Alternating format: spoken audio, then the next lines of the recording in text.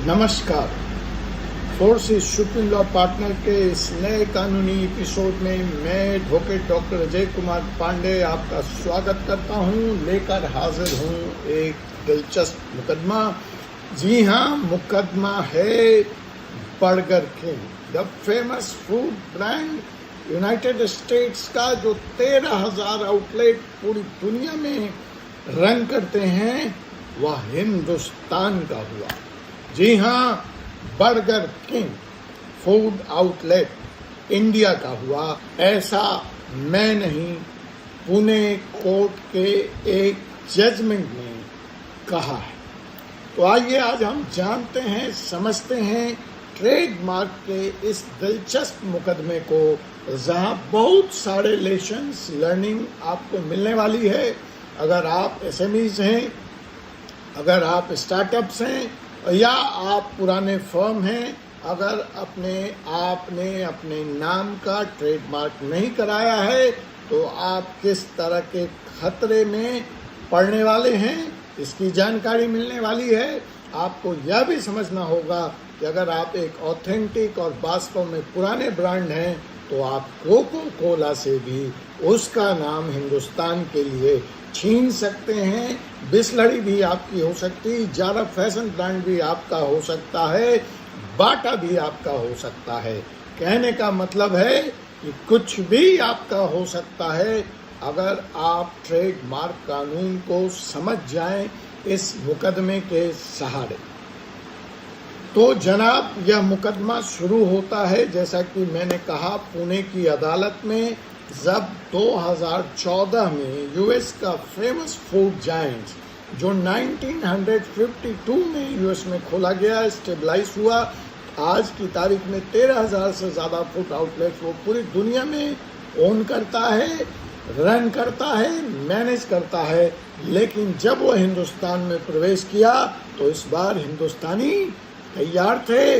East India company की तरह सो नहीं रहे थे। जब ईस्ट इंडिया कंपनी ने भारत में प्रवेश किया, कम से कम रेस्टोरेंट बिजनेस के ये मालिक द्वय ईरानी, हस्बैंड एंड वाइफ, ये तैयार थे। तो जब 2014 में बर्गर किंग ने हिंदुस्तान में प्रवेश किया, तो उसने देखा कि पुणे में ऑलरेडी एक दंपत्ति है जो बर्गर किंग के नाम से अपना आउटलेट चला रही है। जी हाँ, इनके 2 आउटलेट हैं, एक कोड़ेगांव पुणे में और एक कैंप पुणे में, जहां बरसों से यह बर्गर किंग के नाम से अपने ऑथेंटिक बर्गर्स पुणे के लोकल्स लोगों को खिला रहे थे और अपना बिजनेस मजे मजे चला रहे थे। इन्हें भी क्या पता था कि असली दादा, असली बर्गर किंग यूएस का हिंदुस्तान में आ चुका है।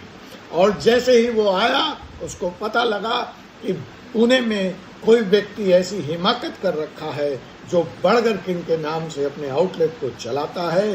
बस क्या था, बर्गर किंग ने वकीलों की फौज खड़ी कर दी और पुणे की अदालत में बर्गर किंग पुणे के इस ब्रांड के खिलाफ मुकदमा दायर कर दिया। और उस मुकदमे में ये अपील की कि इमीडिएट इसके इस्तेमाल पर रोक लगाई जाए, परमानेंट इंजंक्शन की जाए।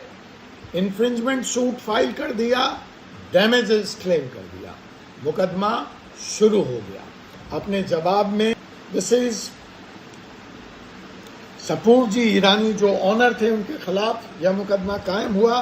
मुकदमे का टाइटल है burger king corporation versus Anita Irani and another. अब जब यह नोटिस इस दंपत्ति को प्राप्त हुई, तो कहाँ एक तरफ यूएस जायंट और कहाँ एक तरफ पुणे का मामूली सा व्यवसायी जो सिर्फ 2 आउटलेट चला रहा था। अब बर्गर किंग हो तो किसका हो? बर्गर कॉमन शब्द है, किसी भी उस तरह के प्रिपरेशन को हम बर्गर कहते हैं। किंग भी कॉमन शब्द है। अब इस पर एकाधिकार यूएस की कंपनी का कैसे हो, लेकिन यूएस की कंपनी ने दावा किया कि वो 1992 से इस फूड ब्रांड्स को ओन करते हैं, इसलिए पुणे की इस दंपत्ति को अधिकार नहीं है। और साथ ही साथ भारी जुर्माना लगाने की भी अपील की, डैमेजेस भी क्लेम किया। मुकदमा जब आगे बढ़ा, तो दंपत्ति ने यह बताया कि देखिए बर्गर किंग 2014 में इंडिया में प्रवेश कर रहा है। हमारे पास ये ब्रांड इस नाम से हम सन 2008 से पुणे में लोकली सर्व कर रहे हैं। हमने बाज़ाब्ता इसके लिए ट्रेडमार्क एप्लीकेशन नंबर 1209146 दाखिल कर रखा है। इसलिए ऑथेंटिक यूज़र होने के नाते और प्री यूज़र होने के नाते वो 2014, हम 2008, ये ब्रांड हमारा है और हमारे खिलाफ नाजायज़ नाइंसाफ़ी बर्गर किंग करने की कोशिश कर रहा है। इस दंपत्ति ने बर्गर किंग से अपने इस मानसिक उत्पीड़न, कानूनी खर्चे और नुकसान के लिए 20 लाख रुपए दिलवाए जाने की भी बात की। न सिर्फ अपने केस को डिफेंड किया बल्कि डैमेजेस भी क्लेम किया। मुकदमे में जो तथ्य सामने रखे गए जज सुनील बेद पाठक की अदालत में, उससे वह यह संतुष्ट हो गए कि यह जो लोकल ब्रांड है वह बर्गर किंग यूएस फर्म के हिंदुस्तान में आने से पहले लोगों को खिला रहा है और उसने टीएम अपना 1992 में रजिस्टर करा रखा है।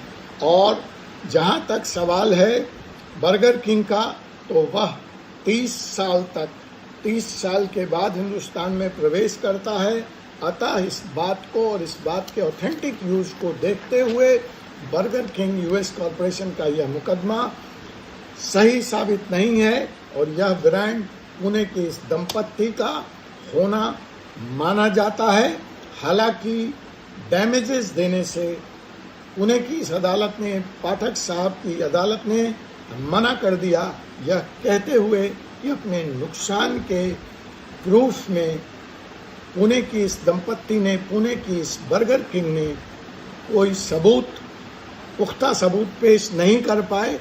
अतः नुकसान के दावे को खारिज किया जाता है। लेकिन जहां तक burger king brand class 42 restaurant का सवाल है, वह पुणे की इस दंपत्ति का हुआ और बर्गर किंग के हट जाने के पिटीशन को खारिज किया, परमानेंट इन्फ्रिंजमेंट के पिटीशन को खारिज किया और साथ ही साथ उनके इस पूरे मुकदमे को खारिज कर दिया पुणे की अदालत। अब यहाँ से जो बात ट्रेडमार्क लॉ के हिसाब से मायने रखती है हम सब के लिए, वह यह है कि अगर आप अपना व्यवसाय कर रहे हैं तो बहुत ज़रूरी है कि आप उचित क्लास में समय रहते अपना ट्रेडमार्क सुनिश्चित करें।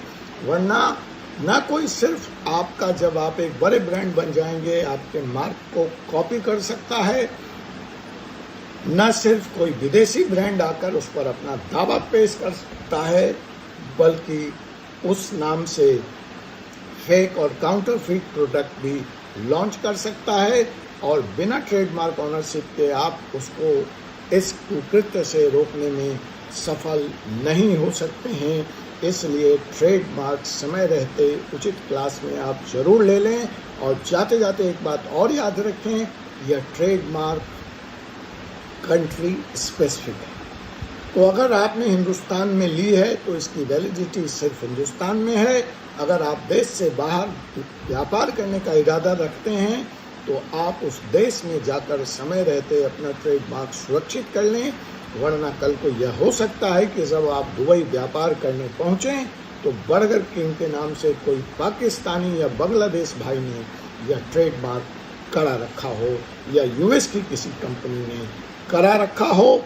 विदेशी कंपनियों के लिए भी इसमें जो बात है कि अगर आपका ट्रेडमार्क यूएस में रजिस्टर्ड है तो आपको सुओ मोटो राइट इंडिया में नहीं देता। हाँ, एक क्लाउज है वेल नोन मार्क का, उस पर फिर कभी चर्चा करेंगे। आपसे पुनः मुलाकात होगी एक ऐसे ही एपिसोड में, ऐसे ही विषय के साथ। तब तक मुझे एडवोकेट डॉक्टर अजय कुमार पांडे को अनुमति दीजिए। जय हिंद, जय भारत।